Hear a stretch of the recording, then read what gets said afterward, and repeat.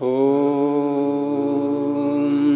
सहना भवतु सहनौ भुनक्तु सह वीर्यं करवावहै तेजस्विनावधीतमस्तु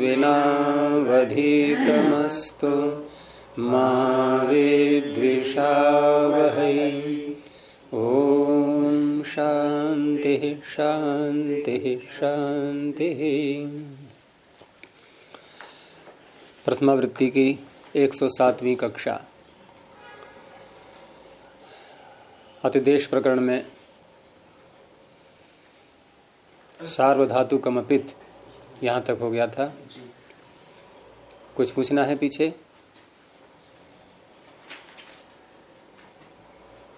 क्या कह रहे थे अवधेश? अभी कुछ कह रहे थे?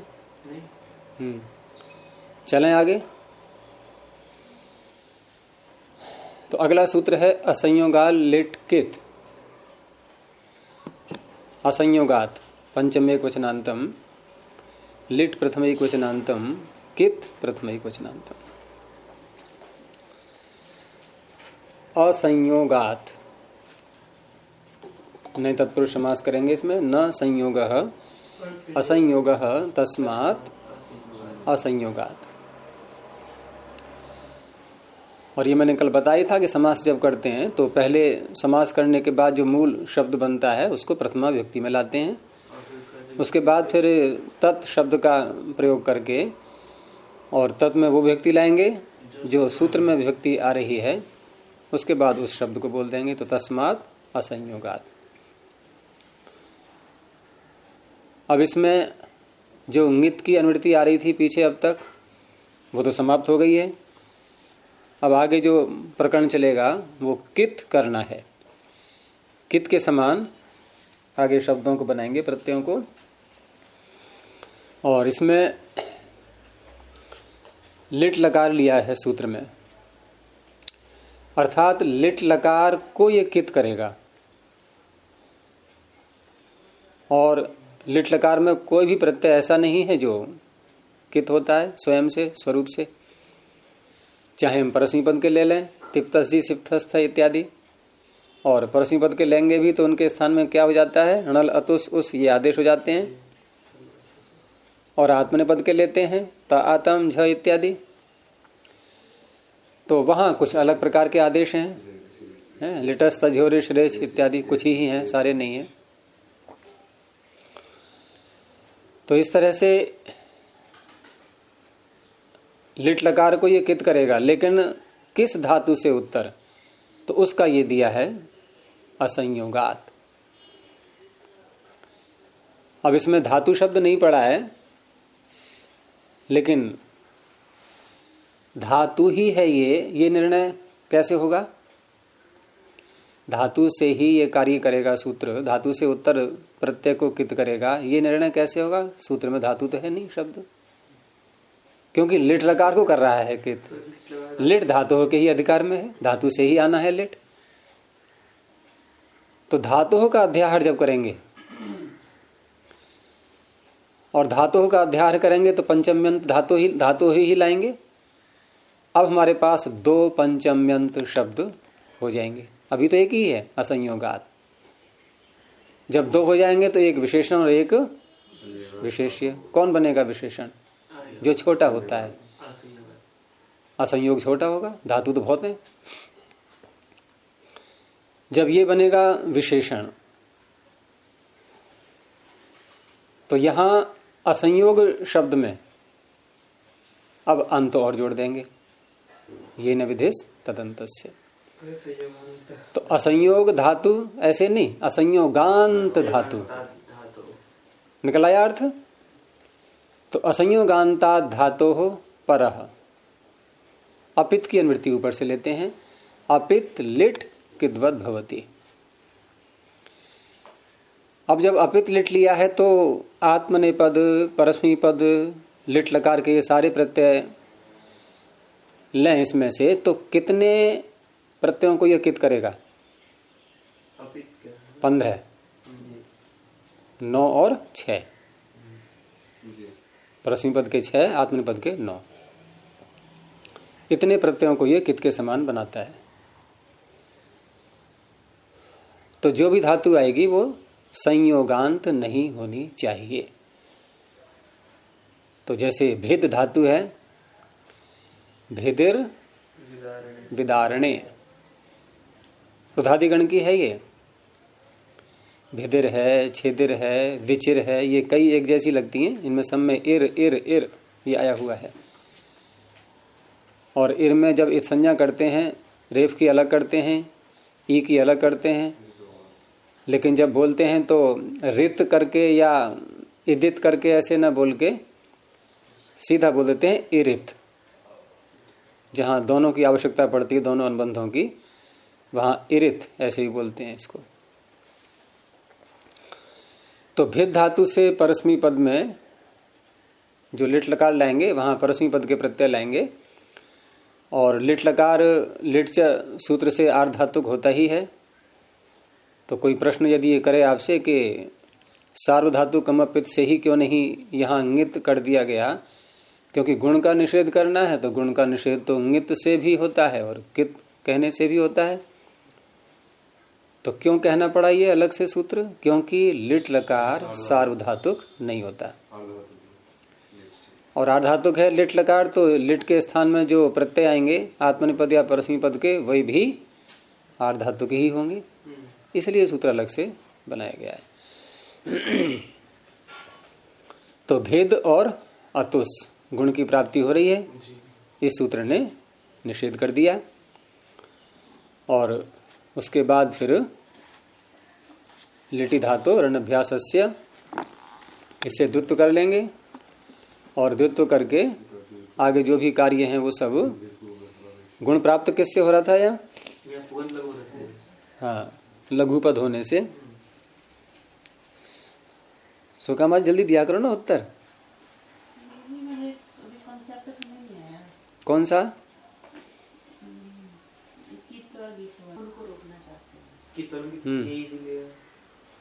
बोलते रहो आगे, उलझन जहां आए वहां रुक जाना। असंयोगांत में क्या कहना चाह रहे हैं? धातु के संयोगांत न हो, धातु ऐसी हो जिसके अंत में दो हल एक साथ न आए, दो या तीन, तीन तो नहीं मिलेंगे, दो मिलेंगे, ऐसी धातु न हो। जैसे इंध, बहुत सी मिल जाएंगी ऐसी जिनमें दो दो हल होते हैं एक साथ, ऐसी न हो।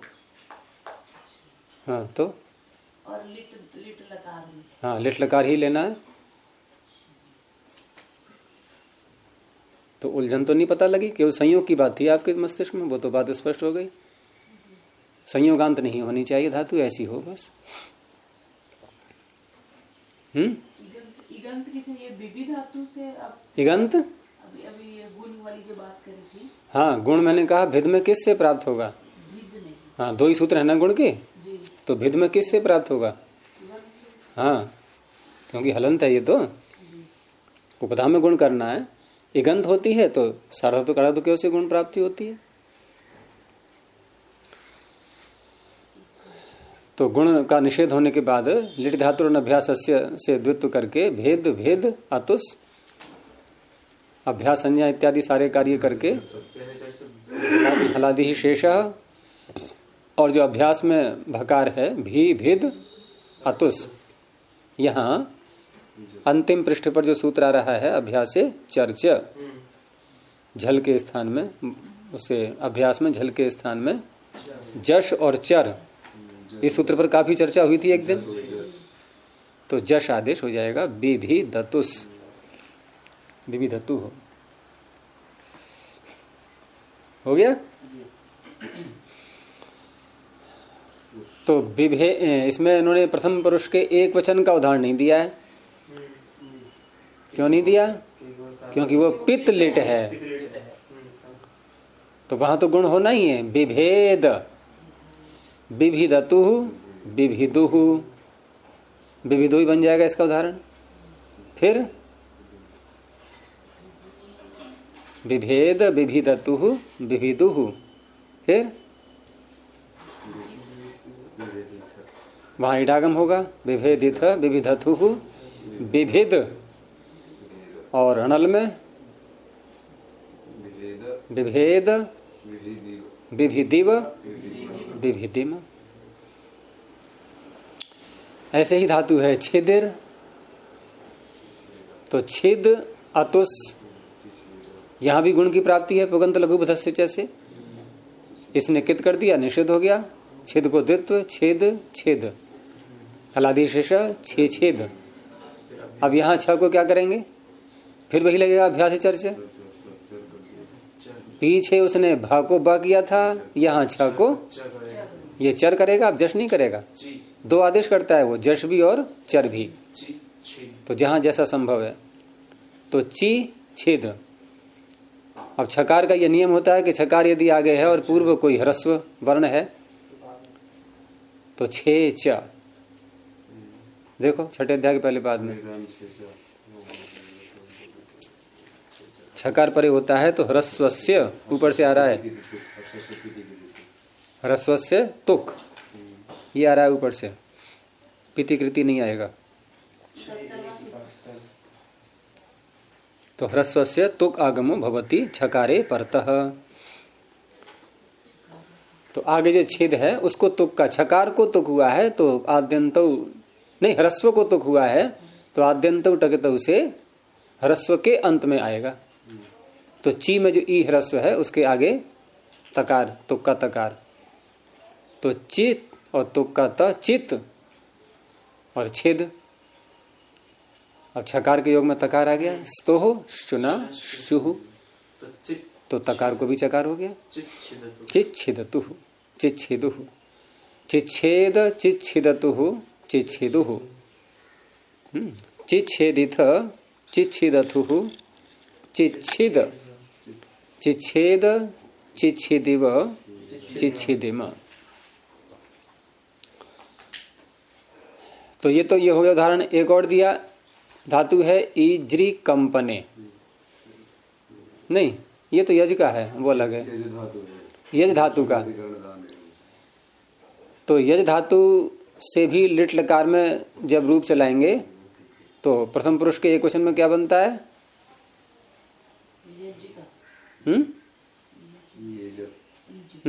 बनाओ क्या बनेगा,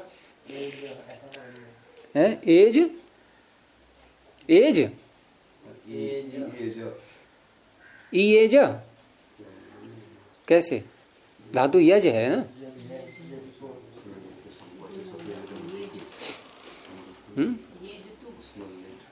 इयाज इयाज ईजतु ईजुहु। तो यज धातु से भी लिट लकार लागे और द्विवचन में, प्रथम पुरुष के द्विवचन में तस को अतुस करके यज और अतुस। अब यहां भी इसने कित कर दिया, तो क्या यहां गुण की प्राप्ति हो रही थी जो रोकना है?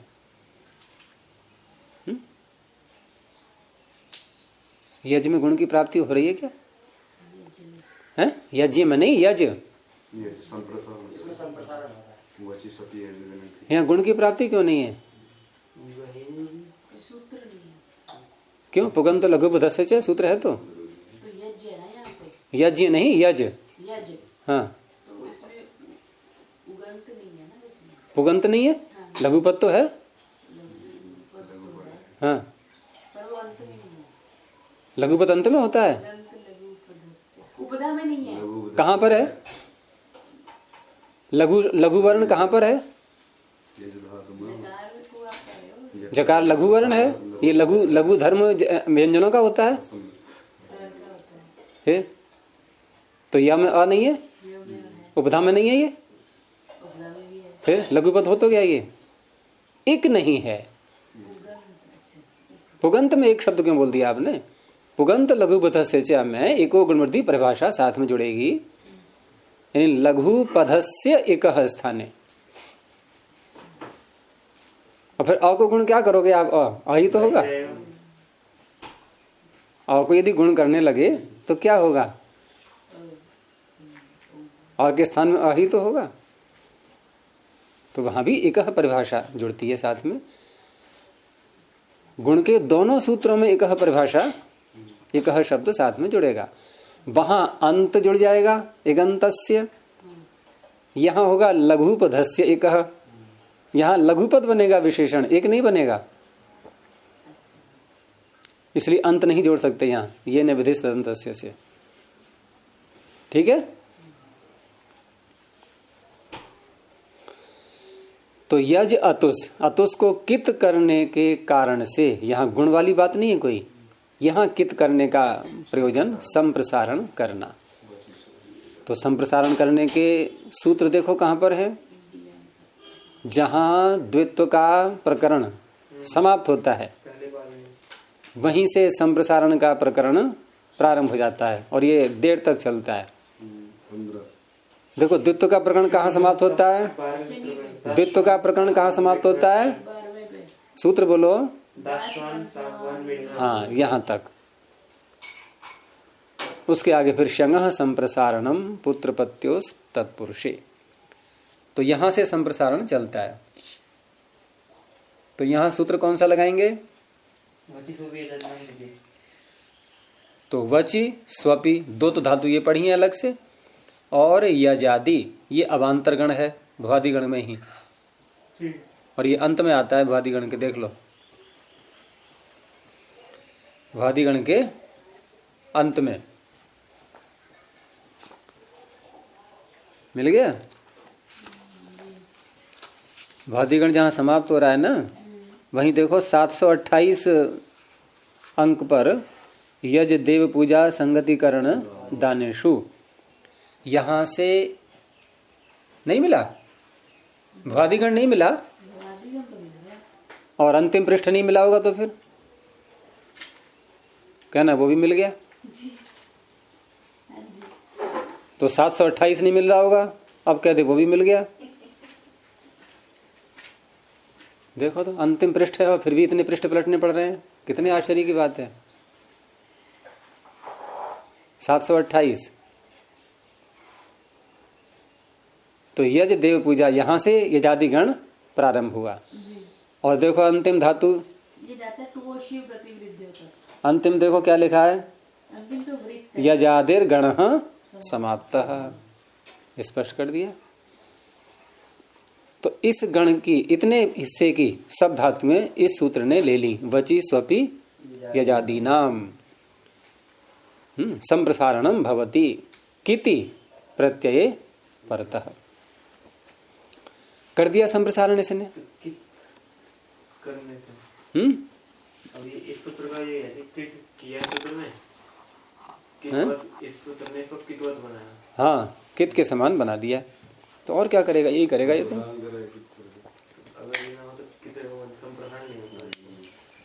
तो देखो ये धातु यज और अतुस, अब इस सूत्र से जो संप्रसारण हुआ है वो किसको हुआ है, संप्रसारण किसको होता है, क्योंकि सूत्र ने इतना कह दिया कि वचि स्वपि यजादि नाम, बहुवचन षष्ठी का बहुवचन आ गया, इनको संप्रसारण होता है।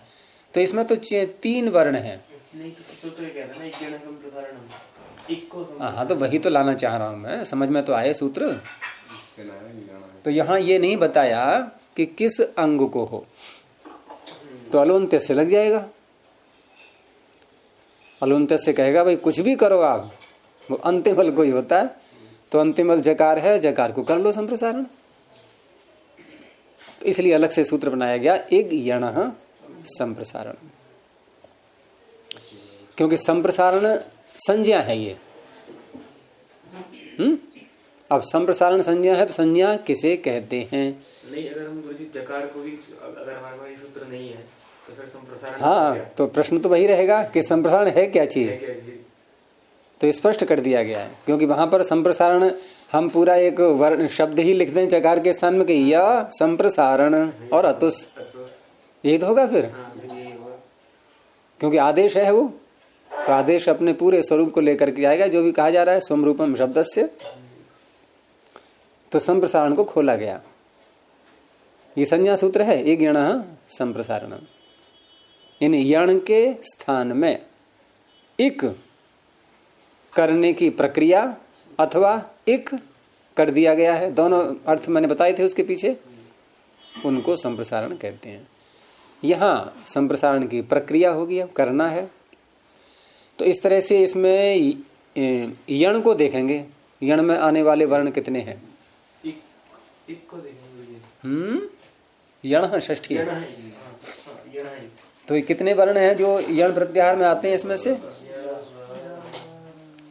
केवल यकार है, अकार और जकार यण में नहीं आते। तो यकार को एक हो गया,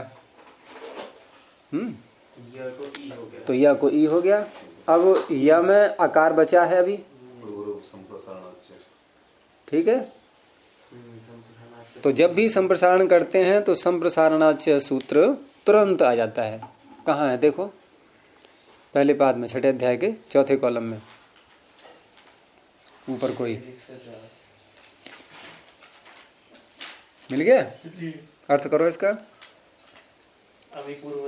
अमी पूर्वा से पूर्व और एंगी पर रूपम, तीसरे कॉलम में बीच में से नीचे, वहां से रूपम। तो संप्रसारण पंचमी हो गई। संप्रसारणात् अची आई रहा है। जहां कोई भी इसमें सप्तमी का कोई अनुवृत्ति की न मिले तो अची पहुंच जाता है वहां, एक ची से वो जाता रहता है। जहां अन्य कुछ कह दिया गया वहां नहीं पहुंचता है वो। जैसे अमी पूर्वम अमी कह दिया, वहां अची नहीं पहुंचेगा। संप्रसारणाच में कुछ नहीं कहा है, अची पहुंच जाएगा। तो संप्रसारणात् परे अचि परतः पूर्व परयोः स्थाने पूर्व रूपम एकादेशो भवति। है किसकी अनुवृत्ति? अची की, इको अणची। वो तो है उदार है ना, तो खोल के बैठा है अपनी झोली, जो है कोई भी ले जाओ जिसको आवश्यकता हो। तो ये जो आकार है ये इसी में मिल गया। पूर्व रूप दोनों के स्थान पर एक, कौन सा? पूर्व वाला, नया नहीं है कोई, नया नहीं है कोई, दोनों के स्थान में जो पहला है वही। तो ये बन गया इज। अब इसको द्वित्व करेंगे अब, ठीक है। यहाँ तक तो कार्य पूरा हो गया। अब द्वित्व करेंगे, दूसरा हिस्सा इधर को आएगा। जब भी द्वित्व करते हैं दूसरा हिस्सा इधर को आता है। अब क्या करेंगे यहाँ अभ्यास संज्ञा करके?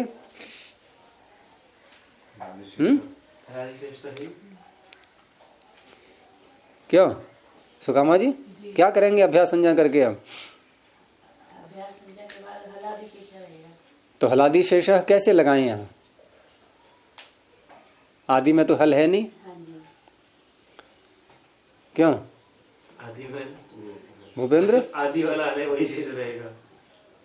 हलादि शेषः का अर्थ समझना है आपको क्या है, क्योंकि अब तक जो हमने जितनी बार लगाया है ये सूत्र, वो धातु ऐसी थी कि जहां पहले हल ही आता था। ये समस्या अब आई सामने, तो इसलिए हमने उस सूत्र के अर्थ को भी गंभीरता से नहीं देखा फिर। और वो अर्थ आपको निकलेगा समास करके सीधा। हलादी में अगर आपने समास ढंग से कर लिया तो आपको अर्थ समझ में आ जाएगा। तो क्या समास समझा है उसमें अब तक हलादी में?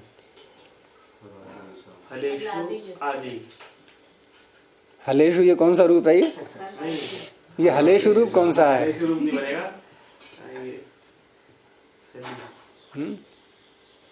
अगर हलसु कहते तब भी बात ठीक थी। हलसु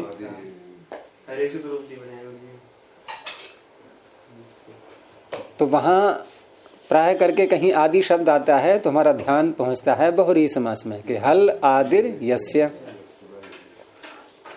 हल आदि में है जिसके, वह शेष रहता है। तो ये तो नहीं घटेगा यहाँ। तो यहाँ है कर्मधारय। हलच असौ आदि ही हलादि ही, वही हल है और वही आदि है। ठीक है, वही हल है और वही आदि है। समझ में आ रही है बात इतनी? यानी कि हल जो है आदि में यदि है, यानी वही हल है वही आदि है, बस वही अवशिष्ट रहता है। शेषः सूत्र है ना, शेषः, शेष माने बचा हुआ रहता है। तो ये किसको रख रहा है सुरक्षित? ये किसको सुरक्षित रख रहा है? इसमें देखो ये नहीं कहा कि लोप होता है, इसमें ना लोप की अनुवृत्ति कहीं नहीं है। तो आदि वाले को सुरक्षित रखना है। आदि के हल को, आदि में जो हल है उसको सुरक्षित रखता है। तो इसका अर्थ क्या हुआ? अर्थापत्ति से क्या निकलेगा कि आदि में जो हल नहीं है उनको जाना पड़ेगा। ये हल आदि में है क्या? इसको जाना पड़ेगा। तो घूम करके आए थोड़ा हम, एकदम सूत्र से ऐसे अर्थ नहीं निकलेगा कि जकार का लोप कर रहा है। ये जकार का लोप नहीं कर रहा है। ये क्या कह रहा है? अगर आपके पास अभ्यास में आदि में कोई हल है तो उसको बचाना है और बाकी सारे हटा देने हैं। अब क्योंकि यहां आदि में है ही नहीं हल, तो ये सूत्र कह रहा है कोई बात नहीं है, आप अन्य हलों को नहीं बचा सकते। अन्य हलों को अगर आदि में नहीं है तो आप नहीं बचा पाएंगे उसको, क्योंकि जकार आदि में नहीं है। तो इसलिए अर्थ होता है सूत्र का कि आदिर हल शिष्यते, अनादिर हल लुप्यते। वाक्य समझ में आ गया? आदिर हल शिष्यते, अनादिर हल लुप्यते। हल च असौ आदि, वही हल हो वही आदि में हो। हाँ, हल च असौ आदि ही। नहीं गुरु जी, अगर कर्मधारय नहीं करेंगे तत्पुरुष भी करें तब भी जब नहीं जाएगा। तत्पुरुष यानी हल आदि, हल का आदि ये तो होगा ही नहीं, समास घटेगा ही नहीं। जो आदि है वो अगर ये भी करेंगे तब भी हाँ, तब भी नहीं होगा। तब भी नहीं होगा। तो ये कर्मधारय ही करना पड़ेगा। कर्मधारय करने से निचड़ क्या निकला? क्योंकि हलों में आदि करोगे तो फिर जकार ही ये रहेगा ये, और यही शेष रहेगा फिर तो। हलों में आदि हल यदि बोलेंगे हम तो एक हल है तब भी हलों में आदि कह सकते हैं, बहुत सारे हल हैं तब भी हलों में आदि। इन जितने भी हल हैं उनमें जो पहला वाला हल है वो पहला धातु के प्रारंभ में, अभ्यास के प्रारंभ में, ये अर्थ नहीं, हलों में जो पहला हल है वो बचेगा तो जकार बच जाएगा फिर तो कर्मधारय ही किया गया है सूत्र में। ये बनाया ना, वो हल भी और आदि भी है, वही बचेगा, वही अवशिष्ट रहेगा। यहां ऐसा है नहीं, यहां जकार हल तो है लेकिन आदि नहीं है, तो कब भाग यहां से? फिर नहीं रुक सकता तू। अगर तुझे रुकना है तो आदि में होना पड़ेगा। तो गया ये, हो गया क्लियर? तो क्या ये नाम क्या नाम आपकी अपेक्षा से क्या निकला? किसकी अपेक्षा? आदि तो है नहीं, तभी तो जा रहा है ये देखो कौन सा बचेगा? हलादि शेष है, लोप नहीं कर रहा है, वो बचा रहा है। किसको बचा रहा है? जो आदि में है।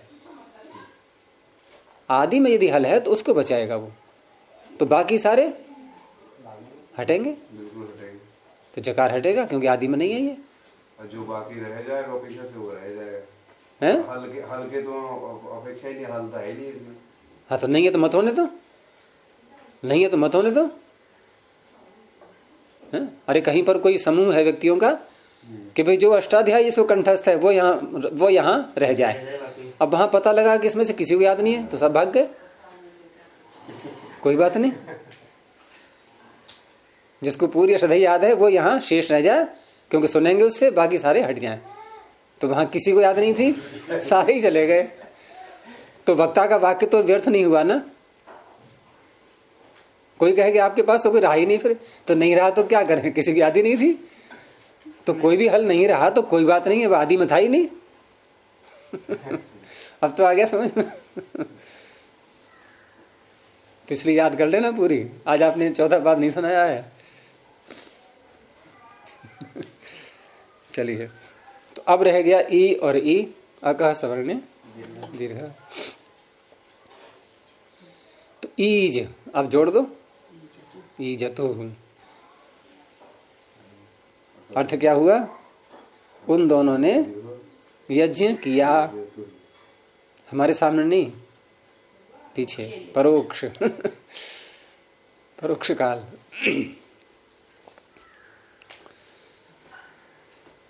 तो ये हो गया असंयोगाल लिटकित। कुछ रह गया इसमें और?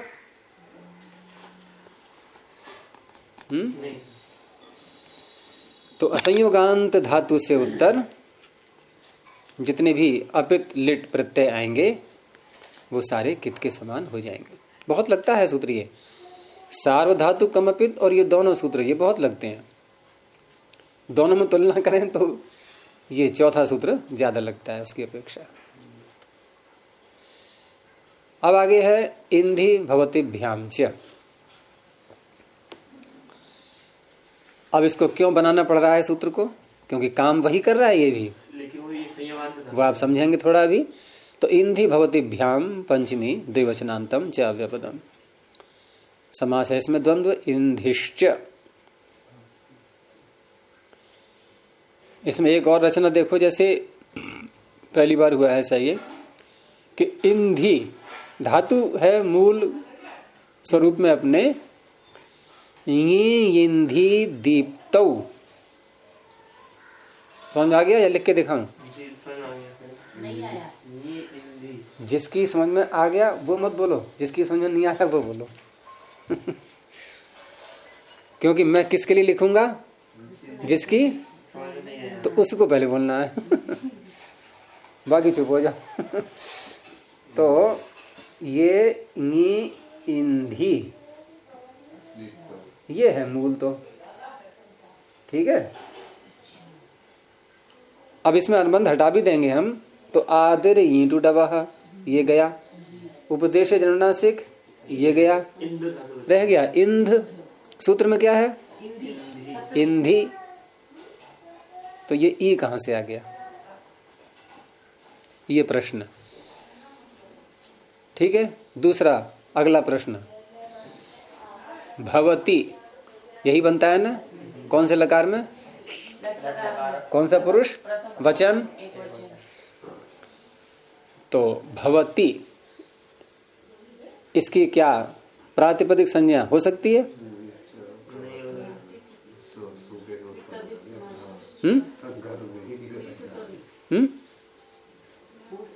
किस सूत्र से? कृदंत है ये, तदितांत है या समास है? जो है वो बताओ।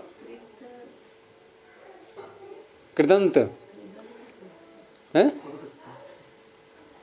कृत अतिंग, तिंग को छोड़ के होती है कृत संज्ञा, और ये तिंगंत है भवती। तो कैसे बन जाएगा प्रातिपदिक? ये नहीं बनेगा तो भ्याम कैसे आ गया? तो इसलिए ये लट लकार का रूप नहीं है। तो पाणिनि जब सूत्रों में धातुओं का निर्देश करते हैं तो उसमें तीन प्रकार से करते हैं। एक तो करते हैं इक प्रत्यय, इक। कहीं करते हैं इण, कहीं करते हैं स्टिप। लिख लो तीन प्रत्यय। इक, एक वार्तिक है, इक स्टिपौ धातु निर्देशे। धातु निर्देशे किसकी हो?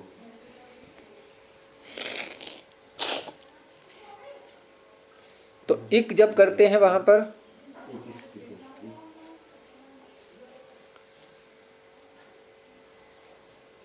जैसे विधि भिधि छेदे है कुरच, विधि भीधि। यहां देख लो, रुद विद मूष ग्रही, ग्रही। तो ग्रह से ग्रही हुआ है? और कहीं करेंगे स्टिप। तो इक या इण करते हैं, इण करेंगे वहां जहां वृद्धि आपको दिखाई दे रही हो धातु में, वहां इण को मान लेंगे। जहां गुण का निषेध या नहीं दिखाई दे रही है वृद्धि, कोई प्राप्ति नहीं है कुछ भी, वहां इक। जैसे इंधि, यहाँ कौन सा प्रत्यय है? इक। और ये जो वार्तिक है एक स्टिपौ धातु निर्देश, ये तीसरे अध्याय में है। तीसरे अध्याय के सूत्रों के साथ जुड़ेगा, और तीसरे अध्याय के सूत्रों के साथ जुड़ेगा तो इसका कृत नाम भी होगा। इक का नाम और स्टिप का नाम, इन दोनों प्रत्ययों का नाम, और इण का भी नाम। इण अजादिभ्य है, ये है वार्तिक। तो इन प्रत्ययों का नाम हो गया कृत। चलें आगे।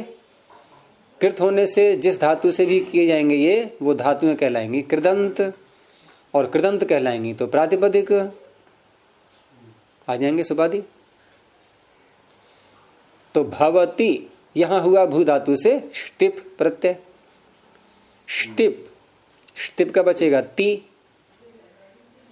और ये प्रत्यय है शित। प्रत्यय है ये शित। शित होने से शप आदि जो भी जिस गण की धातु है वो विकर्ण भी आएगा। तो ये भुआदि गण की है तो शप आएगा। तो गुण आदि सब करके बन गया भवती। लगेगा जैसे कि लट लकार का रूप है ये, लेकिन ये है ष्टिप प्रत्यांत और ष्टिप प्रत्यय है कृत। कृत होने से कृदंत। किस सूत्र पे है गुरुजी बात? किस सूत्र पे? क्या करना आपको? तीसरे अध्याय में है बस। क्या करना ये? उससे कोई महत्व नहीं है उसका। हैं? अगर सीधा इसको कृत बोल दें तो व्याख्या नहीं करें तो दिक्कत है। सीधे इसको कृदंत कहते हैं तो कृत संज्ञा करो ना। मैंने कब कहा मत करो आप कृदंत, बोलो, लेकिन संज्ञा तो करनी पड़ेगी। तो सूत्र बताओ ना, किस सूत्र से तिप प्रत्यय की कृत संज्ञा हुई है?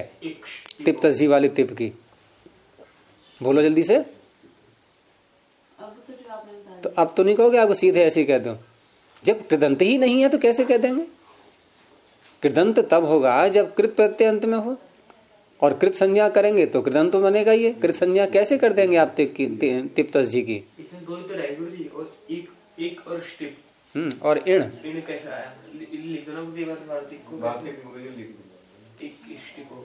इण का इण अजादिभ्य ऐसे करके है उसमें। जैसे कहीं निर्देश आया आपको आजी, आज धातु से करेंगे तो आजी ऐसे करके बनते हैं। और एक स्टिपौ तो एक ही वार्तिक है ये, एक स्टिपौ धातु निर्देशे। इण तो कहीं कहीं मिलेगा। तो भाई इसी को रखो, अभी इण जब आएगा तो देखेंगे कहीं पर। इसमें आपका एक भी आ गया और स्टिप भी आ गया, दोनों प्रत्यय आ गए। इसलिए अब जब समास करेंगे तो समास करते समय भी हम सुप को लाते हैं। तो इंधी के आगे अब क्योंकि कृदंत हो गया, ये प्रातिपदिक हो गया, तो सुप्रत्यय ला सकते हैं कि नहीं? तो इंधिश्च भवती कृदंत हो गया, प्रातिपदिक हो गया, तो सुप्रत्यय लाएंगे भवतिश्च। नहीं तो आपको लगेगा ये भवती के आगे विसर्ग कहां से, ये भवती सु कहां से आ गया कि इंधिश्च भवतिश्च? ये क्या है कि पठतिश्च खादतिश्च,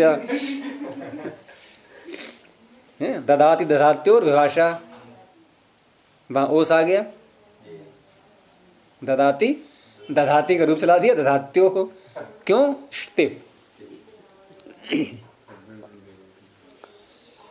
तो इंधिश्च भवतिश्च इति अब दो हैं तो हरि के समान रूप चलाओ।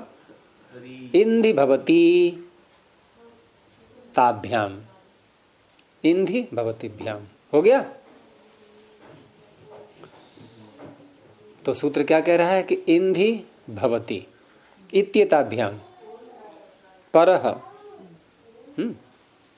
लिट प्रत्ययः किद्वत् भवति।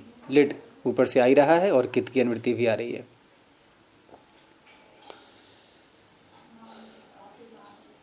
और इस सूत्र से कितवत करने का प्रयोजन, ये वेद के उदाहरण आते हैं इसमें। तो इसमें दिया है इंद धातु का रूप है ईधे, आत्मनेपद में आती है ये, ईंधी दीप्तौ। वेद में आत्मनेपद का प्रयोग दिया है ये ईधे, और इसी से बनता है ईंधन शब्द। बहुत प्रयोग होता है इसका वेद मंत्रों में, आप देखेंगे इंद धातु का। अयंत इध्म आत्मा, इध्म ईंधन अर्थ में ये निकलता है। अयम त इध्म आत्मा, ये जो इध्म है, ये जो ईंधन है, ये तेरा स्वरूप है। किसका? अग्नि का। अग्नि को बढ़ाते हैं ना, तभी तो मंत्र बोलते हैं ये तेरा ईंधन है। जात वेदः, हे जात वेद, हे अग्नि, तेन इध्यस्व।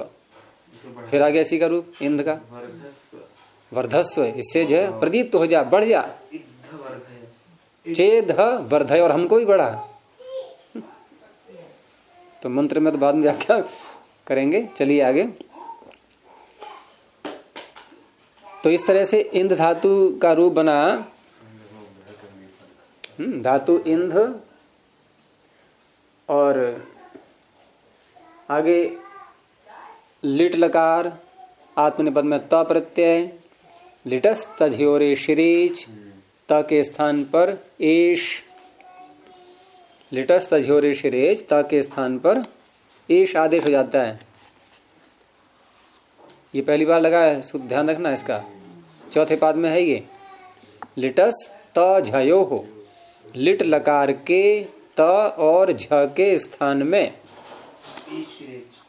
एश इरेज दो आदेश हैं। तो एश त के स्थान पर एश, झ के स्थान पर इरेज, तो यहां पर हो गया एश। अब एश को शित क्यों किया इन्होंने पाणिनि ने? अगर ए कह देते तो क्या हानि थी, क्योंकि श तो अनुबंध है, वो तो हट ही जाना है।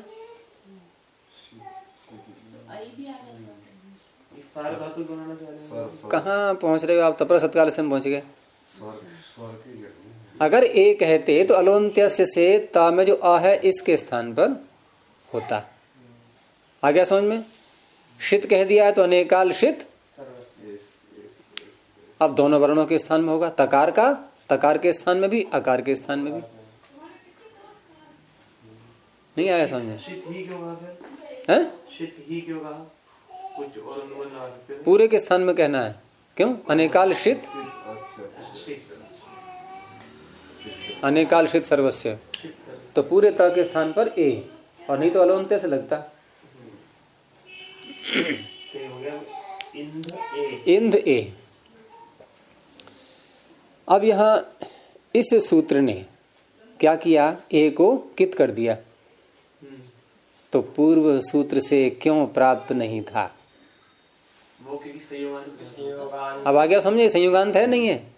इंध नकार और धकार, तो कैसे लग जाएगा पहला सूत्र? इसलिए इंध को यहां पढ़ना पड़ा है। ये संयुगांत हो गई।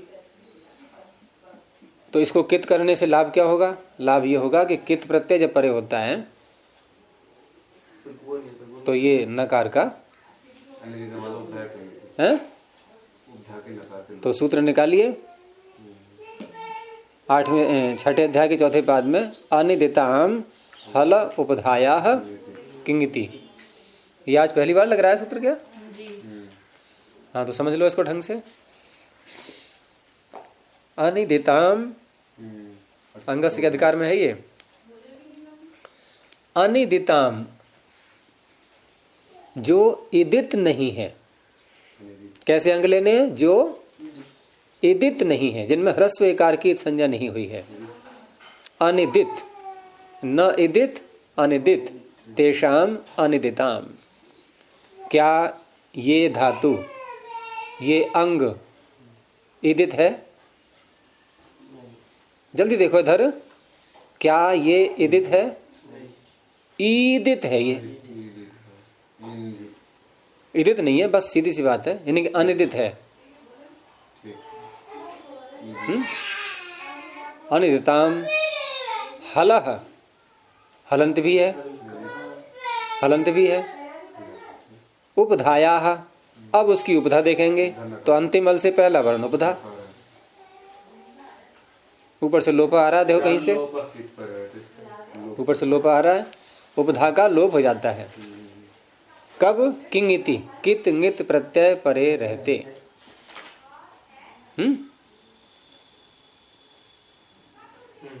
आ गया समझ में? जी। अनिदिताम हल उपधाया किंगिति 24 संख्या पर है ये, 6ठे अध्याय के चौथे पाद में।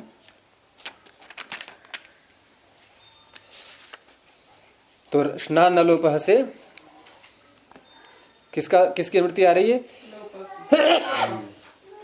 लोपह की नहीं आ रही है, न लोपह की आ रही है। न लोपह। फिर दोबारा अर्थ करो सूत्र का। अनिदित जो अंग हैं, यानी हलंत अनिदित अंग, उनके उपधा नकार का, केवल उपधा का नहीं, नहीं होता। क्या कहा अभी? न लोप का अर्थ है नकार का लोप, नहीं लोप कर दिया अर्थ। नहीं होता। न से लोप न लोप,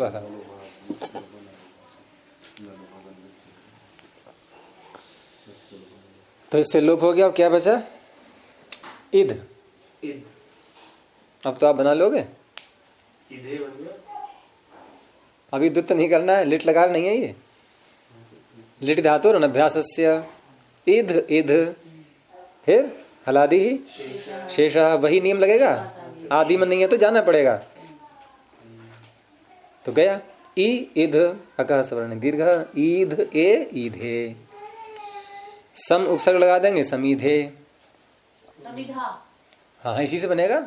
बहुत प्रयोग होता है इसका इंद्र धातु का। समित पाणी, समित पाणी है श्रोत्रियम ब्रह्मनिष्ठम।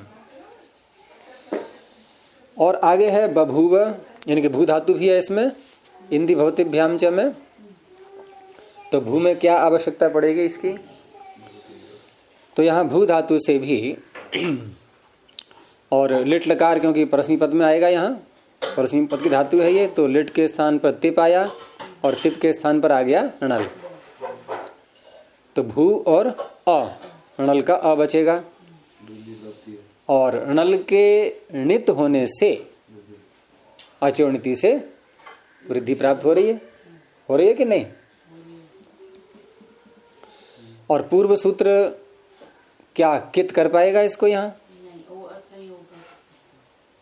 असंयोग अंत नहीं है ये, भू संयोग है क्या अंत में इसके? हाँ, तो कर पाएगा या नहीं है? अपित लिट नहीं कर पाएगा। ये पित है अणल, टिप के स्थान में हुआ है, इसीलिए उदाहरण बभुव दिया है। बभुवतुः नहीं दिया है, बभुवतुः नहीं दिया, क्योंकि वो तो पिछले सूत्र से हो जाएगा। टिप का दिया है उदाहरण। तो इसलिए इस सूत्र में भू धातु को अलग से पढ़ना पड़ा है।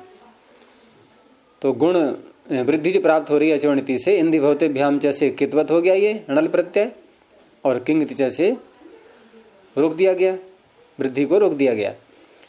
अब अगला कार्य भुवो वुग लुंग लिटो हो, ये भी उसी छठे अध्याय के चौथे पाद में है, अंगस्य के अधिकार में 88 संख्या पर। तो भुवः अंगस्य वुक आगमो भवति लुंग लिटो हो, लुंगी लिटी च परतः। दो लकार लेता है एक साथ ही, लुंग लकार परे हो या लिट लकार परे हो, दोनों ही अवस्थाओं में इसको वुक आगम हो जाता है। और वुक है कित, कित होने से आद्यंतो टकितो, भू के अंत में आएगा।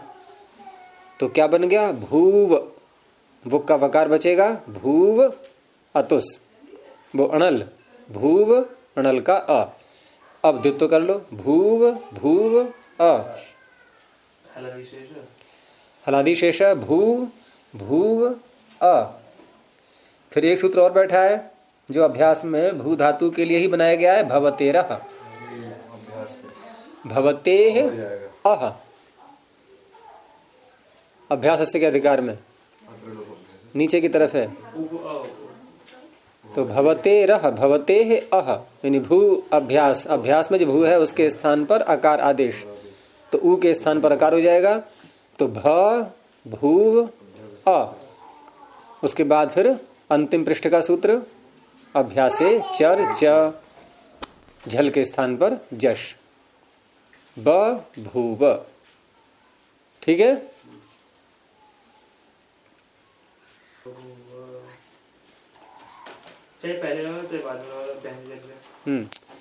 और इसमें ह्रस्व भी लगा सकते हैं, जैसे ह्रस्व लगाएंगे तो पहले भू को ह्रस्व कर लेंगे और फिर भवतेरः। ठीक है ना, क्योंकि समस्या उसमें ये आ सकती है कि यदि हमने ह्रस्व से ह्रस्व नहीं किया पहले और इसको दीर्घ ही रखें भू को, तो भवतेरः जब आकार करेगा तो दीर्घ ऊकार को ही तो आकार करेगा ये, तो दीर्घ ऊकार को आकार करेगा और आकार तपर है नहीं वहां, तो कौन सा आ आएगा? दीर्घ आएगा। फिर आप लगाओगे ह्रस्व, आवश्यकता उसी की पड़ेगी, तो इसलिए पहले ह्रस्व कर लेते हैं और भवतेरः से आकार कर देते हैं। बभूव। कहीं भी कर लो तो इस सूत्र में इंद धातु को क्यों पढ़ा गया? संयोगांत होने से। भू धातु को क्यों पढ़ा गया? पित्त लिट को कित करने के लिए। तो उससे पता हो गया था। हो गया प्रयोजन, जी। इसलिए ये सूत्र बनाया गया है।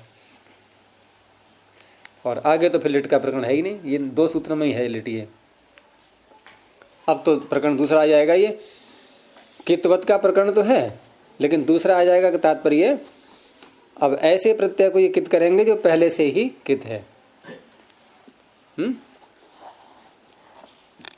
तो इसको ही रोकते हैं अभी। प्रणव ध्वनि।